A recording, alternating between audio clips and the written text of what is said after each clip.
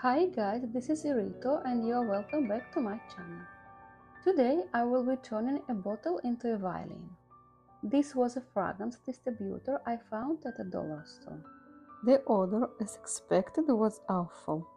So I got rid of the perfume and was left with a nice bottle. At the beginning I was planning to make a house in a bottle, but it bored me. To make a bottle from a bottle, not creative enough. So it took me a couple of days and voila, I found this idea with the violin.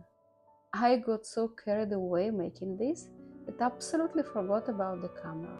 I hope you will enjoy it just like I did. As always, I will leave a link for a long version in the description box. Let the magic begin.